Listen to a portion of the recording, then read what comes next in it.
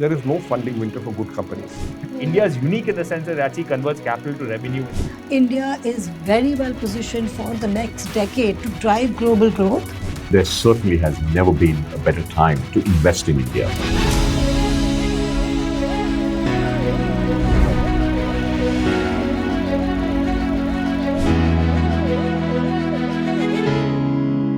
Mr. Ninad, tell us what is your strategy going forward, considering that right now we are in the middle of a funding winter. What is the strategy at your VC firm going forward? So funding winter is a big word. It's all encompassing. But actually, if you come down the ladder and you slice and dice, there is winter, there is no winter in some cases. And we are in a very early stage. We write the first check. As a firm, we get anywhere from 25 to 30,000 pitch decks every year. That hasn't stopped. That deal flow is still there.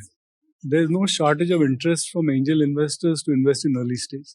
So in my mind, we are very, very early. In that very early stage, fortunately, we are seeing even greater interest because people are willing to take higher risk with small ticket size. Sure. So, which is a good sign. Good sign from both perspectives because startup founders are coming from tier 2, tier 3 cities. The flow is increasing and the demand is also there. Winter, when you talk about it, it's more a stage which is happening in the later stages, Series C, D, E.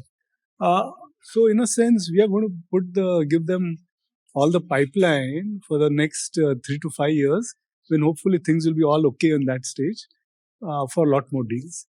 So you're saying there's no slump in terms of deal activity in the early stages. How many number of deals have you closed, sir, so far? So our intent is to close 100 deals in this year. We have done, we just closed 22 and earlier 25. So around 47 we have closed so far. We'll close another 30, 40. So plus minus 10, 15 will be in that range, between 80 to 110. And that is from a deal flow of 25,000. So 25 to 30,000. So that's Sure. the range we are looking at. So any new fund, any new corpus you're building up next year, any such development? So we want to keep investing. We are the first check writers, first institutional check.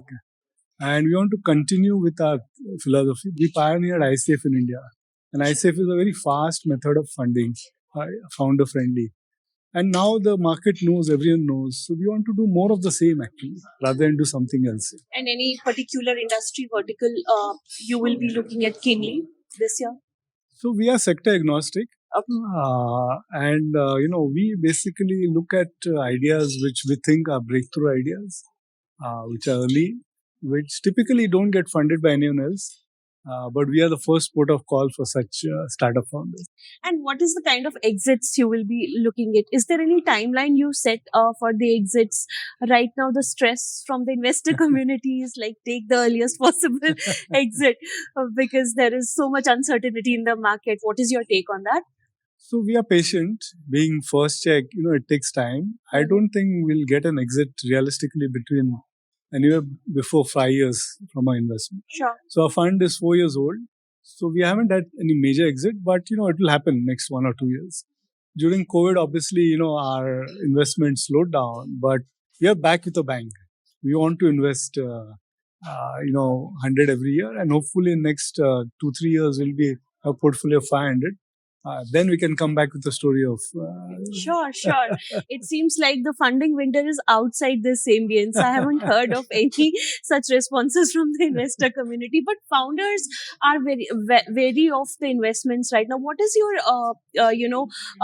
learning? What learning should they take right now from the environment we are in right now? So the froth is gone. The exuberance is gone. And the reality is struck now. What do I mean by that is both from the founders and VC perspective, this is a time, and I think we are probably at the fag end of this period.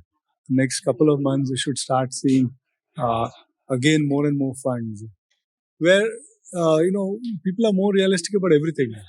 And there's no blind chase for a startup or an idea. Those days are pretty much over. and about the corporate governance issues that have cropped up in the startups lately, right? And that seems to have had an impact on the investments, or there are some charters investors are laying down for the founders and all. Are you also, re-strategizing the whole corporate governance issue, or talking to the founders actively, more participation from your end? So this is an issue which needs to be fixed. Sure. I mean, there's no two ways about it. Sure. Corporate governance has to be fixed. There's no compromises. It has happened in some cases, and I think it's just because of enthusiasm or whatever. So we don't take any board seats as a VC. But yes, we have masterclass before we invest. We are now have a separate session on corporate governance and the importance of it. I think, it has happened in some cases, touch wood, not many cases. And it's a signal for others to ensure that they don't go down the path. All investors, board members are now cognizant of it.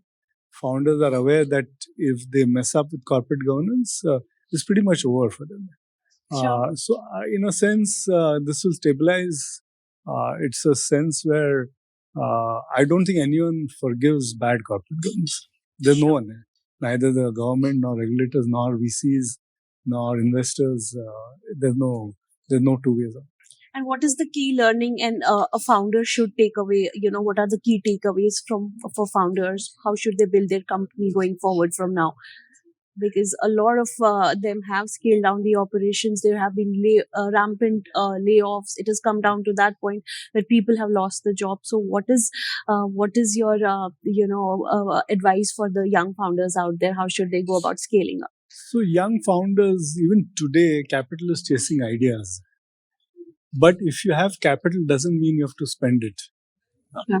I think some of these things which are happening is because capital was there, they just went about spending it. So that's not how it will work. You have to follow. We are all for scaling. See, these young girls and boys, ultimately they come with a lot of enthusiasm and they want to make a difference. They've quit jobs or they've not gone for jobs and come to startup ecosystem where the success rate is at best 10%, not even that.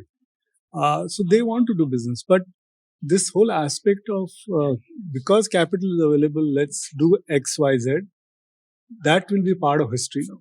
People will be more conscious of spending capital. Thank you so much, sir. Thank you so you. much for your time. Thank you.